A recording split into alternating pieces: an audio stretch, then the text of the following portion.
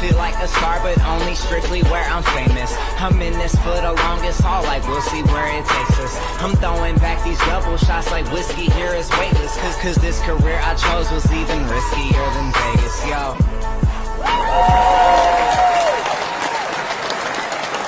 Hello, everybody. Welcome.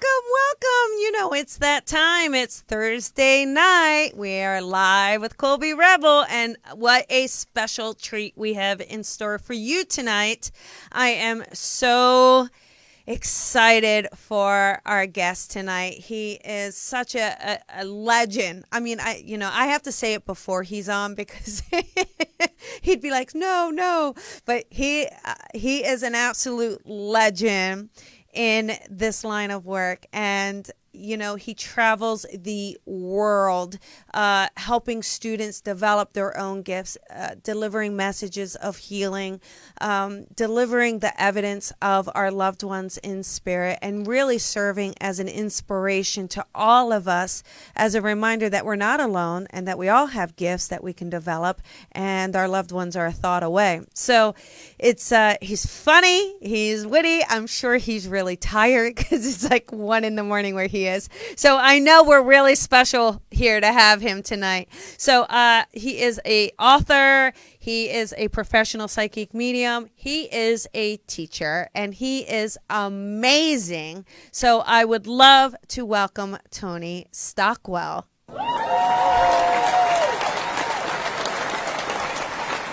Hi, Tony. Hello there. Hi, Colby. Thanks for having me on. I am so excited. I'm excited. I'm hoping we're not keeping you up too late past your bedtime, but I'm sure we are. Well, it's most nights I'm up late demonstrating or driving home from another demonstration. So it doesn't really matter. Okay. Wonderful. Well, thank you. And I know you've got so much on your plate these days. Been really busy. A lot of events and classes and workshops and a lot of travel. So you are in the UK now, but you are heading to New York, well, just in the next week. Is that right? Yeah, on Sunday. Yeah, I fly out on Sunday. Wow. And you're going to be teaching 2 classes at the Omega in New York? Yeah. So I'm back there. I've been really lucky. They've invited me back every year for some years now. So I'm there for psychic detection. And then that's a 3-day and a 5-day trance class. Wow. Yes. So I know the trance really seems to have students really inspired because I feel like they're all, I've been watching the comments lately and you helping students understand that they can channel and make that connection. So what would you say trance is in your words? For me, trance is, you say trance, I say trance. It's the same thing.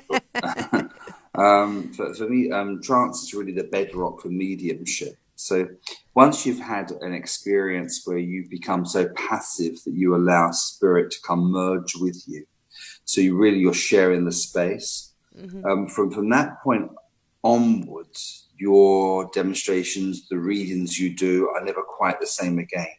Because I think in mediumship, we always have 2 options. When spirit comes close, we can either talk about them or on some level try to become them. So then you can take on their persona and humor and attitudes and how your hands and arms are able to gesticulate. All of that's available to you once you've been invited into trance and have done, of course, some development within that. And I think that the mistake people make is almost thinking, well, I don't really want to be a trance medium as such. I want to do regular mediumship as we know it. But really, trance complements regular mediumship beautifully.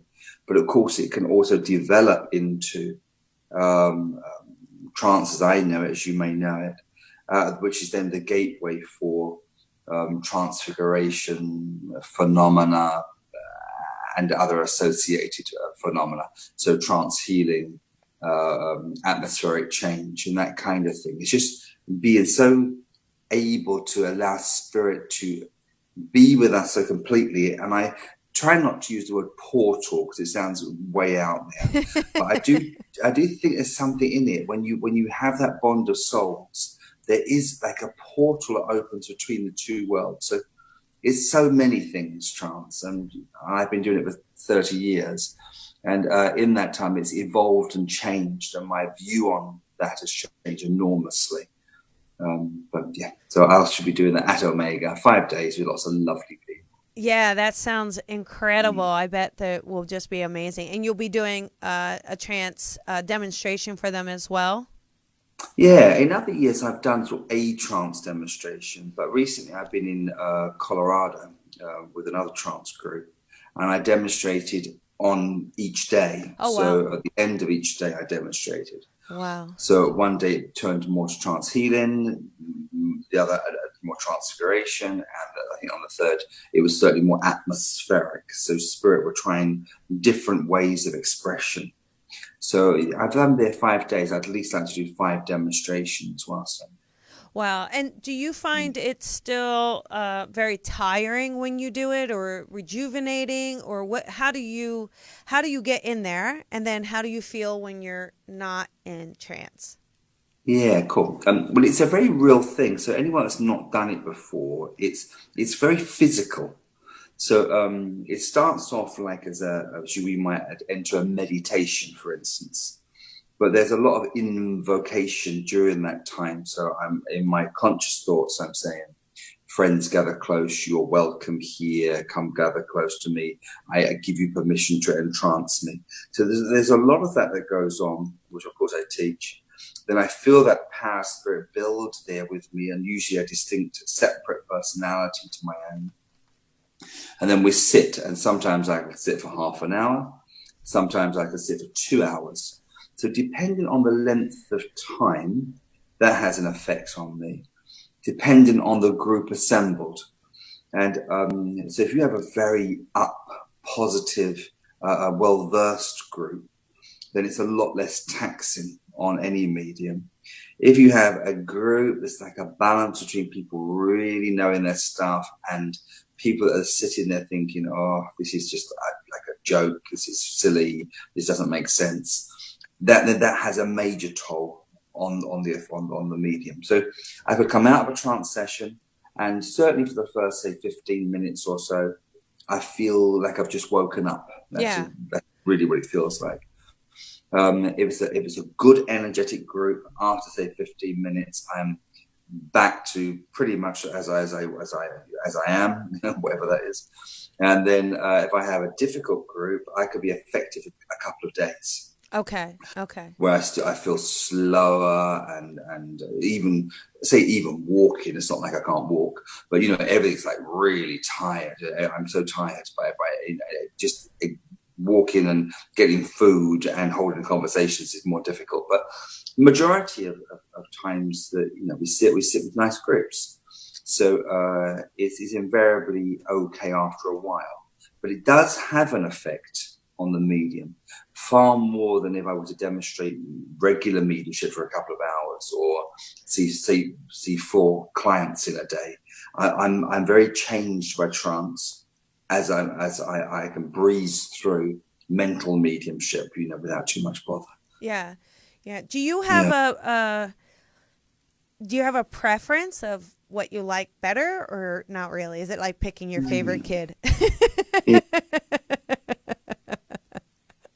Well, I knew which kid I'd pick tonight. My little boy was awful tonight. Was he? Oh no. He was a bad boy tonight, but generally he's very good. Yes, that was easy decision this evening. But I think that no, I don't really have a favourite. I think what I like is the diversity of it. So I think too much of one thing, we can become rather complacent. So. Yeah. I love to demonstrate. I do that a lot. So I have an extensive demonstrating schedule here in the UK. So last night I drove from the north of England home. So I can be Scotland, Wales, Northern Ireland, Southern Ireland. So I demonstrate a lot. But then I love to teach. I love the trance. But I also really like one-to-one readings, which I know a lot of my colleagues moan about. But I think... I think because I'm nosy. Yeah. I think that I'm really nosy. So you see a client and you don't know where they're going to take you. Yeah. Sometimes it's about lots of wonderful evidence, and sometimes the evidence moves into what the spirit people are doing, what they've seen, who they've encountered, what they've overcome. There's so much of that that's coming in now. But then sometimes we can hit, sort of a more of an empathic link. And we know of someone's trauma or their delights or their hopes and their ambitions. So, I think it's awesome. And, one-to-ones, I couldn't do them all day, every day. Yeah. But when I do them, I tend to thoroughly enjoy them. And I think because you have that intimacy in a one-to-one, you don't always have in a demonstration. And you have that lovely feedback, which sounds massively self-indulgent. But, if you've done a good job and then your client looks at you and just says, oh, that was fab, or it was great. And, it's changed something, it's shifted something, moved something. I don't know. I think any kind of therapist or a doctor or a medical professional, when you get some lovely feedback, what's not to love? Yeah. Yeah. So that's awesome. It's like when you know the work has made a difference in another human's life, and it is beautiful, right? Yeah, absolutely. Yeah. And because I don't want to cut over you there, but we often think that the readings or the dems, whatever we do, are for the recipient. But, I think it is equally for us. Oh, yeah. It is, isn't it? Because we have to love it too. Oh, yes. If we didn't love it, we wouldn't do it. Yes. So there's a real sense of it needs to be good enough for us, good enough for our clients, but also good enough for the spirit world. Yeah. And I've long since recognized here that not that we have to be perfect as readers and mediums, psychics, intuitives, etc., but if we've got a good heart and we're doing it for the right reasons, but not in a pious way, but we hit the day with a real hope of wanting to help people. I've always thought the spirit world will always then maintain and sustain us energetically. Yeah. So we have a bad day, and the next day we just feel changed again. And it's not like we've done that much work on ourselves, or anyone's given us a cuddle in this world, or said too much. We're able to shake things off, like we'd say, like water from a duck's back. We can shake this stuff off. And I really believe that there's a team of spirit around us that really help to maintain us in that way. But not making this in the slightest bit elitist, but I think if you've got a clean heart, a good person, and try at least to hold yourself to a high standard, then that's all spirit want from us. Yeah. And it's you have to have I always tell students you have to have a passion. Like there's a passion for that spirit world, and it is, if you don't have that passion, I think it'd be really hard to do it long term and do it over and over and over, right? Without a genuine. Absolutely. And when you consider really what that passion is, because again, years back I might have just thought that was just about enthusiasm for the work because we find it intriguing. But I think the passion actually ebbs from our own soul self. Yeah. So it's almost like being so many people say this sort of thing, but they might say, I'm in the world and I know I've been born for a reason. I just don't know what it is I'm meant to do. I know I'm meant to serve. So lots of people then end up going to nursing or becoming doctors or other care professionals and counselors. And then, of course, when we turn up. Yeah. And then, and I don't know, it's almost like the others. And then that's us lot. And we find a way of using intuition ultimately as a way of blessing other people. But what drives us isn't necessarily a conscious thought of, I like psychic work, I must do it. It's a heart, open-hearted feeling here that when we truly allow ourselves to enter this world, it feels that we are being nurtured. Because I do think sometimes, I don't want to speak out of turn, but I think sometimes we as psychics and mediums and healers, we're almost like the cast of Glee. Do you know? We're all sometimes, if you look at us, we know we've got through life. We often were different at school because of our sensitivity. We were told we were daydreamers. And so we were this other group of people that often didn't fit into the mainstream of things. Yeah. And then suddenly, people might encounter yourself. They may encounter me. And it starts to almost tick a box. God, I'm not on my own here. Yeah. There's something, and whether even the newcomers, they might even know what the heck we're doing. But they start to recognize we're using intuition and belief and ideas and creativity. And I think they can pick up on this is not normal, but in a wonderful way. Yeah. Just, I wouldn't trade it, right? Together. This is why we find such community in our groups. And I don't want to keep talking to you, but because I travel, as you say, quite a lot. I do travel a lot, and my family might say, "Oh, who you're going to go with, and it's going to be okay, and will they look after you?" And it's always the same thing. Of course, it's us lot, and you don't even know these people, but they're involved in this world. And therefore, no matter where you might go, whether you're going to Germany or Belgium or France, you're going to walk into someone's home and you're going to be hosted and looked after by one of us. Yeah.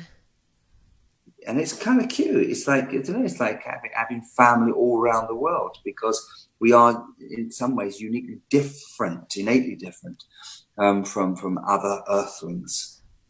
Yeah, it's fun, but it is that beautiful connection. And even as you can see, just around the world, right? Like you're saying, you travel, but someone from Canada or the US or Australia, or, we are making it where we are connected, and you're not feeling that alone. That when you were a kid, you probably were by yourself or didn't quite realize. And now look at what's happening. We're connecting all around the world to one another. Yeah, absolutely. But don't you see, it's just the internet has been so amazing for that. I don't want to sound like an old fossil here talking about the internet, but the fact that you and I can chat away, and we're thousands of miles apart, and other people listen, they'll be all around the show, and it's just awesome. People don't need to feel alone as they might have done in the past. I don't know. I have to think this. If we were born in a different era, in a different time, and we never knew anything about the words mediumship and seer and psychic, then we would have been other things. So we may well have been the wise woman in the forest. We would have been the herbalist and the shaman. We would have been possibly, I don't know, you would have been this area where I live. It was actually an area where lots of poor ladies and men were believed to be witches. So they were burnt at the stake. I lived not far from a place called Canuten. And it's massively entrenched in this whole witch culture, because people might have seen others at that time that were just using natural ideas of healing modalities and herbs and ritual, etc. And they would have viewed the whole thing with such suspicion, you see. Like we were these massive oddities. But, I don't know what I'm saying really, but wouldn't it be kind of awesome just everyone to ponder, God, if I wasn't living in this world now and I was born in Greece or Mongolia, we'd be the oracles and the seers and the prospects and the augurs and all these wonderful old terms. And we wouldn't have the labels of psychic and medium as we have now. But I don't know. I think sometimes we might have lost some of the unique gifts of our own spirit. So we all try to work psychically in a similar way, mediumistically in a similar way. But I'm very encouraging of all the people I meet at the moment to look at their uniqueness and don't allow themselves to be developed or allowed to develop in a very formulaic way. Right. We need to bring in some diversity and some personality and unique perspective here. I always think, because when working with spirit, it's not, I always say it's not just the spirit world, right? Like, I have got to meet them halfway. That I got to rise up to meet them. But part of that is through personality, right? Through who we are. So how you're going to say something versus how I'm going to say something or react or do. Like, that's what makes it so much fun, and maybe why the messages come through a little differently for different mediums. Absolutely. But, you've also nailed that there beautifully, because you recognize that unless all of our work, mediumistic, psychic, etc., it has to be done in a relaxed way. If the reader is tense, puts too much pressure on, trying to be good, just for goodness' sake, just being good for good's sake, it never truly works. We need to be so relaxed and happy and in our own power, and having a lovely time, allowing our personality to rise and take precedence even for a moment here. And have this kind of attitude. Every reading, every demonstration, it is what it is. Do you know? And I've done some horrible dems in the past. I tell everyone this stuff. And the demonstrations where it's not worked well, I've mislinked and been inaccurate. It's when I've put that pressure on myself. Tonight I have to be good. Yeah. Tonight. So in that my pursuit to be good, then I've just been really aware of every no, every quizzical look, anything like that.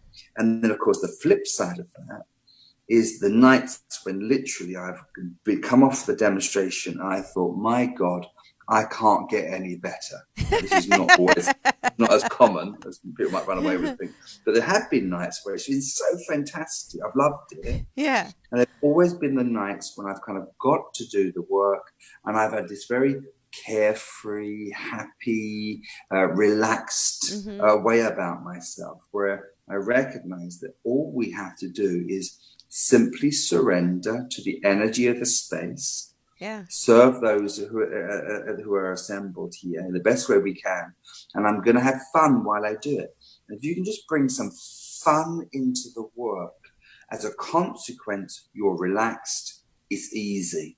As a consequence of that, information flows easier and you're not always going to be bogged down by the negative or I'm not sure. It brushes over you and you can truly get on with the work. Yeah. Yeah. And it is fun. I'll tell you, it's like when you're in that wave, that it's like a euphoria. I don't know how else to explain it, but you're not even, I mean, you're hearing them and you're talking to them, but it's almost like you're just in that vibe, and it's just the most amazing ride ever.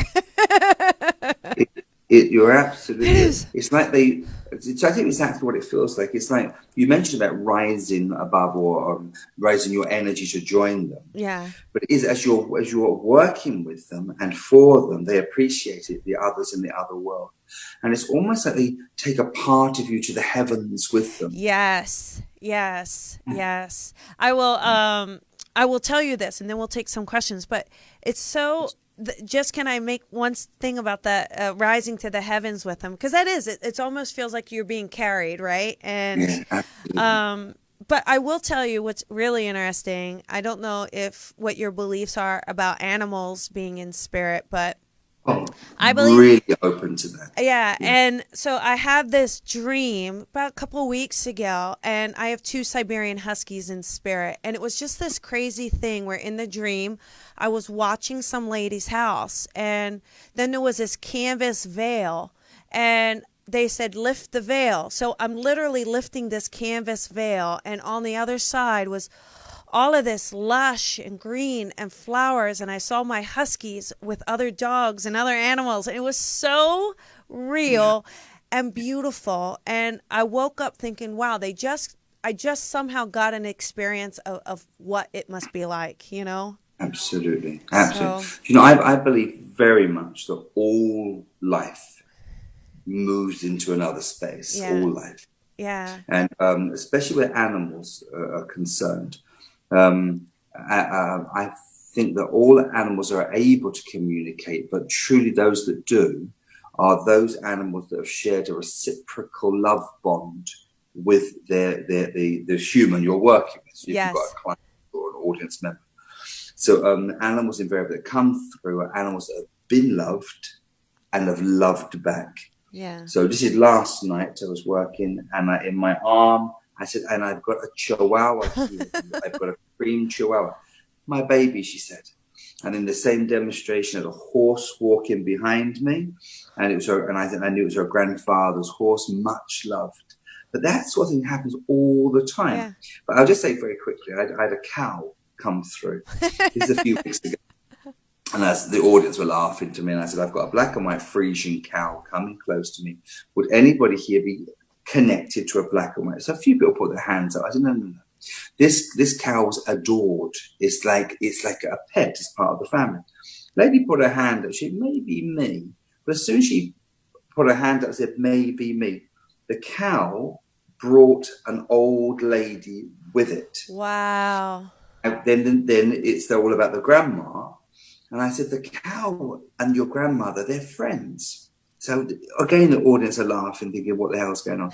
And the lady told the story to the group that her grandmother had taken a calf whose mother had died. She hand-reared that Frisian cow. It lived in the yard of the farm. It was never slaughtered. It was literally run around the farm as it was. She would call it in. It was she'd to eat from her hand and follow her around. And they were mates in life, you see.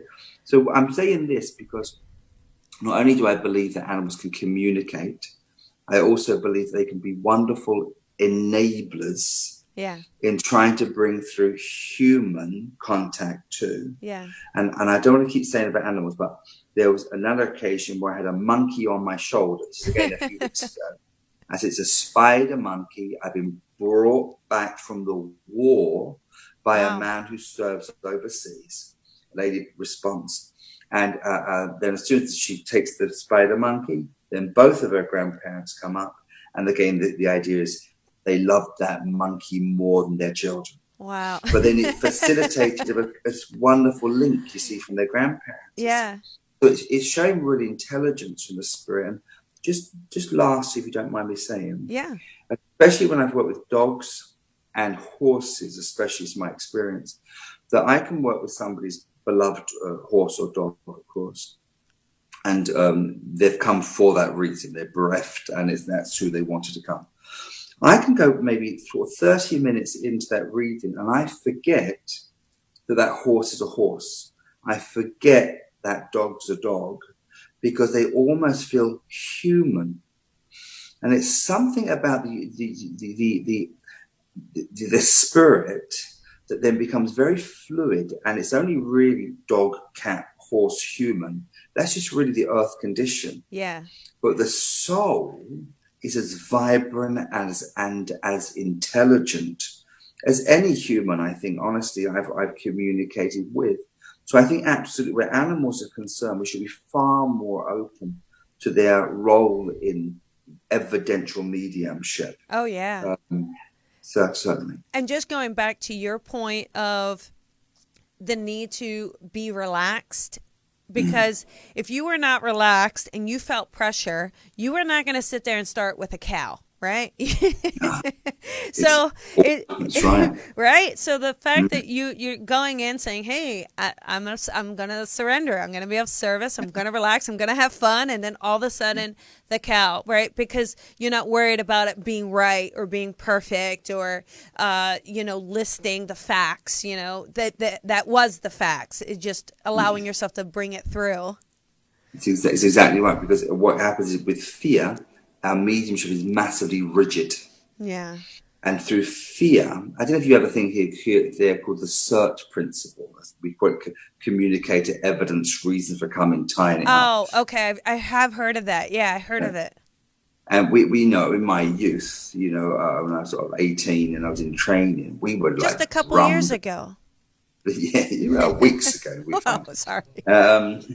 We were that was drummed into us in such a way it became so rigid.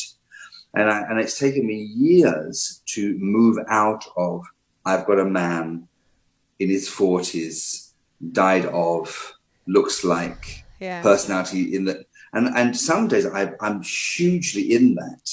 And I think, oh, come on, break free from that. Yeah. And trying to allow spirit to paint a picture, which is like a multifaceted space of awareness, where they actually have an opportunity to tell their own story.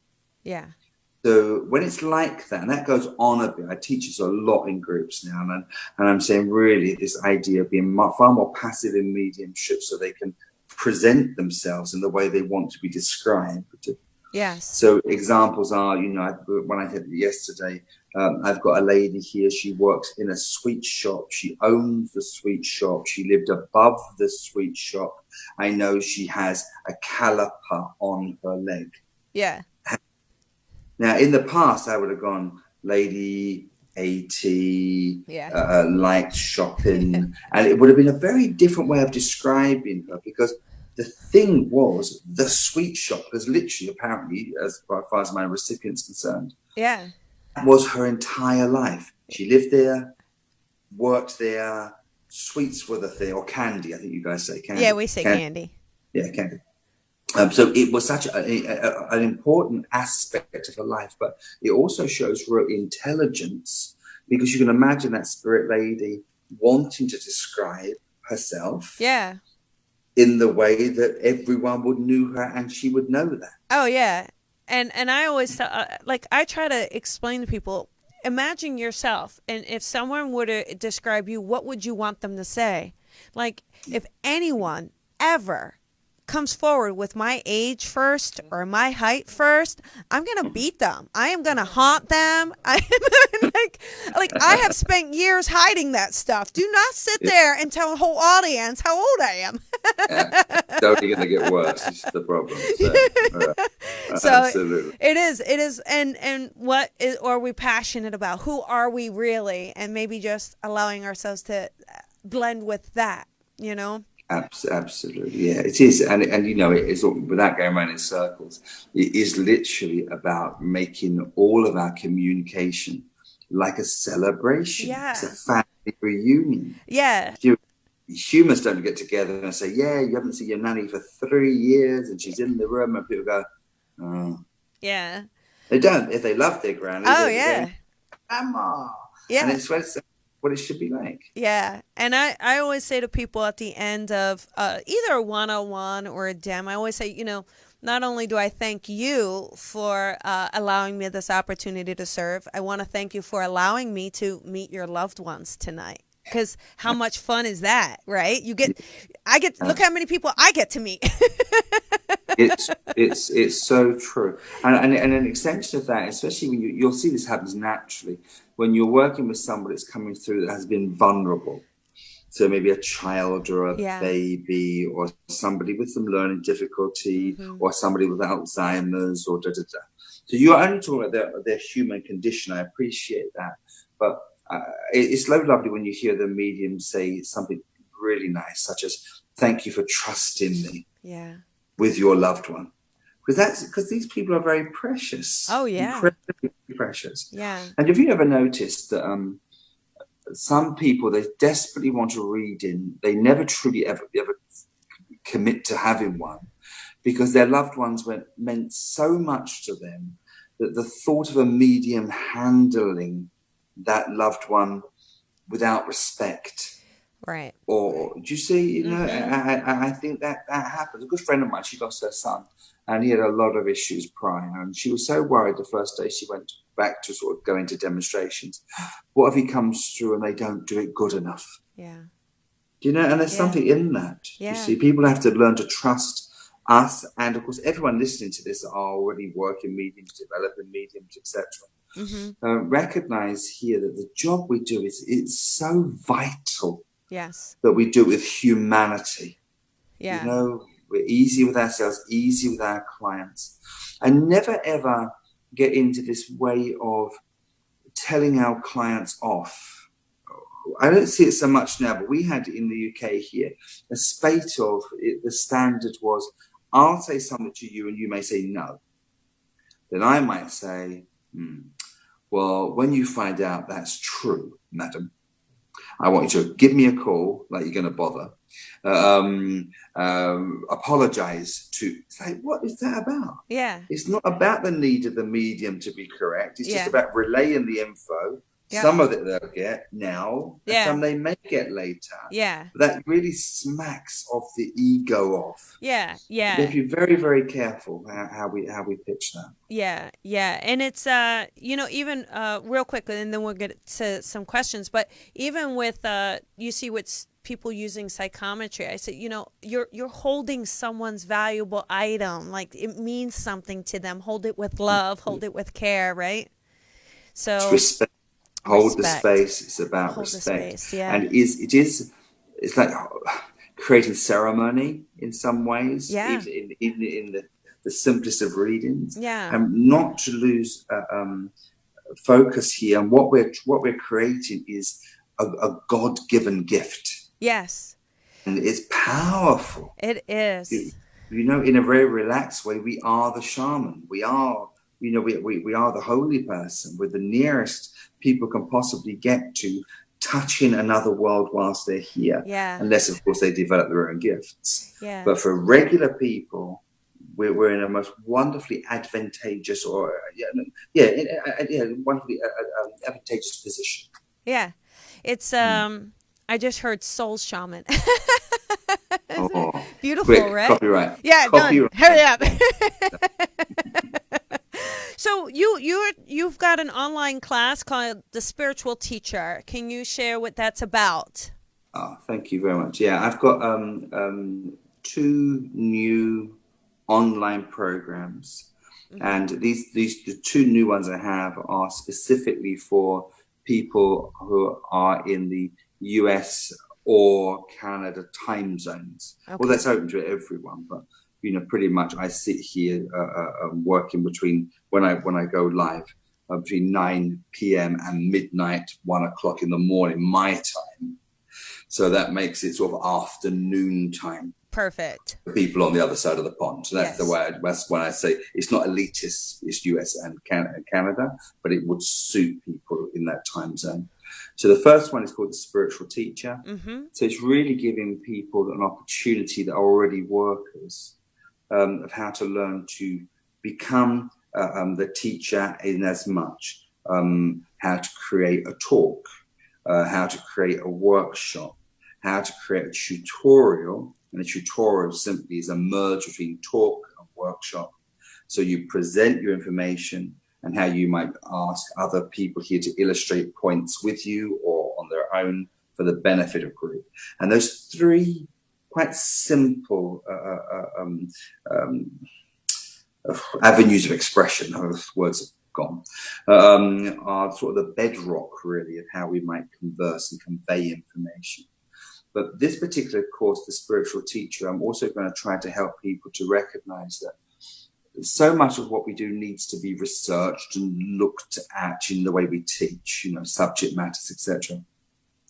But it also needs to be so flexible that once we have had moments where our conscious mind has been satisfied that we've got the certain points across, that then we allow our mediumship to kick in. And we start then to access information that only truly dwells in our heart self as the tutor. And then we almost start to say things that we didn't know we knew. And then try to dovetail that, you see, in a way. Yeah. Doesn't that particularly make sense? But I've done a lot of teaching courses, but this one's quite unique. Well, it's kind of like when you it's kind of, honestly though, I've had the wonderful privilege of seeing you do trance, and when you do that, that information, it just comes forward, right? It's such it's from this other, and so it's all there, right? So bringing it forward, and that would be such a gift to the students. Well, that's what I think, and I think also, one of the reasons I'm doing it, I think there's a lot of us mediums and workers, and to recognize here that that's a major part of what we do.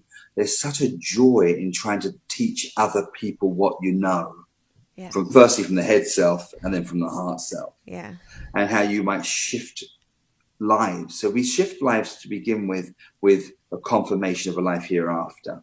and guidance that might be given on a human level. And then I think oftentimes we don't necessarily know what else we might do for others to take them to that next stage. And that's really for those that we've been able to bless with enough detail to give them that promise of eternity. There might be a portion of those people that might want then to develop for themselves, either to serve other people or just live healthier, happier, more authentic lives. Yeah. So learning how to teach what we know, it's unique, and people don't always recognize that. They just think because they know what they know, they're going to be able to express what they know to other people that they might know it too. But you do need to know how to teach. That's the thing. So, yes. Yeah. So I've got this spiritual teacher. It's not for teachers. It's for anyone that's got a foundation of mediumship that wants them to become teachers, and tutors for the future. And then the other program I have is called the Advanced Spirit Worker. And that's 12 3-hour lectures pretty much with me. And that's covering all things from psychic detection, trance, healing modalities, mediumship to an advanced level. So they listen to me for 3 hours, and then we have a big Q&A. And then I'm on both of the programs. I'm supporting on the Facebook pages for each of those. Oh, wonderful. And then I'm bringing videos. I'm trying to do weekly videos of things I encounter. Yeah. So that I'm constantly keeping people updated. So it's really an opportunity for people to continue to study with me if they feel that they're going to get something out of that. But I'm also very realistic, that students need to go where they resonate.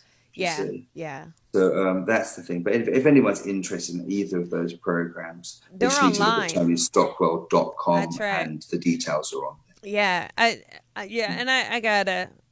Yeah. I can't imagine who couldn't resonate with you. I'm sure there's some, but we give them blessings. You're like, you've got God status, Tony. Thank you for feeding into so that. True. So true. So we only got like 5 minutes left, but I want to just see if we can answer a couple quick questions from students that posted online, if you don't mind. Well, one we just answered. Someone asked, what resources do we recommend if someone cannot attend something in person? Well, this is it. You go to the online, you sign up for an online class, you do social media, and, and it will make you feel like you're one, right? So someone else's question, they said, what tips can you offer if you, like, let's say you feel that you've lost the connection, and what tips do you have to either rebuild that connection, or how do you hold it? Anything you can offer? Yeah, well, it's lengthy, so I'll do the really, really quick version. Okay. In mediumship, you can allow the whole thing to become passive and just receive. And you can easily fall out of or to become offline, if you like, if you imagine. But if you give your mediumship a much greater structure in which you can hang on inspiration. So you might say identification, what do they do in the spirit world? Who are they with in the spirit world? What do they see of our world? What gifts do they want to bring to the sitter? What have they overcome? That's also directly correlates with our recipient's life. So once you've got a much bigger structure in which to create a message, you never truly get bored or offline, because you've got an easy go-to place to know, okay, so this is failing somewhat. Now let me look at what you do in the spirit world. And it reinvigorates the whole thing. So it's a merge really about making your mediumship far more active to begin with. Yeah. So then you have to tick almost boxes of inquiry. Yes. But then eventually you can leave all of the boxes completely and allow your mediumship to flourish as it is. But your mediumship will know where to go when you've almost exhausted one line of inquiry. So it's just giving you lots more lines of inquiry. And in this way, it's very simple. You never feel out of your power. You never lose your way, because almost there's so much to be done as opposed to anything else, friends. Yeah. Give me something else, friends. Yeah. I always I hear students all that give me, and I'm like, don't talk to anyone like that. If you come up to me and you say, Colby, give me, I'm gonna be like, stop it. It's true. And again, I can't stop talking, you have to watch me, but it's this idea of in mediumship, passivity and activity. Gone are the days where all mediumship needs to be passive. There are moments, absolutely it does, but you also need to be more mindful, bringing greater intelligence, trying to serve a bigger purpose, trying to give spirit more opportunity to truly say what they need to say. And when you've created a greater structure for that, then you can then relax with passive moments for them to feel your awareness with truly what they want to say. Yeah, it's beautiful. And when you're in that moment, the recipient, even the room, they're going to feel that. They're going to feel that love, that energy. They're going to feel that connection, even if it's not their loved one, right? No. But, you must remember, of course, Maya Angelou famously said, and I get this right, people often forget what you've said, they'll forget what you've done, but they'll never forget how you made them feel. Yeah. And that's so powerful. And that's exactly in the readings that we do, all of us, in the readings we do, people should be impacted, not just with the detail, but also with our passion and our compassion. Yeah. And they feel they've been nurtured and listened to in the time they were with us. Yes. Well, that is about the end of our time. It went by quickly, right? Not so bad, huh? Do another one. 1 a.m. never felt so good, did it? It's so good. Honestly, if you only knew. Well, I want to, thank you. I do just so appreciate it from the bottom of my heart that you came on tonight. It means the world to me. I know it means the world to the listeners.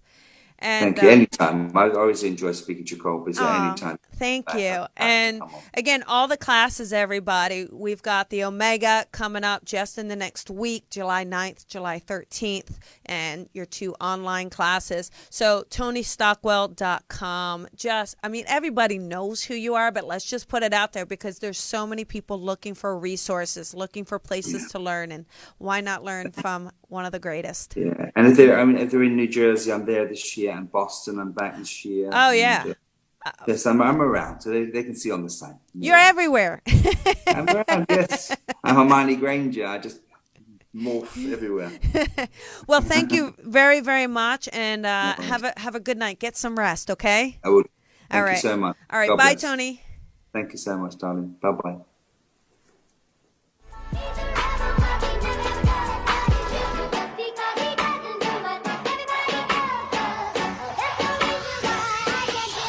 Sometimes I feel like a star, but only strictly where I'm famous. I'm in this for the longest haul, like we'll see where it takes us. I'm throwing back these double shots like whiskey here is weightless. Cause this career I chose was even riskier than Vegas, yo.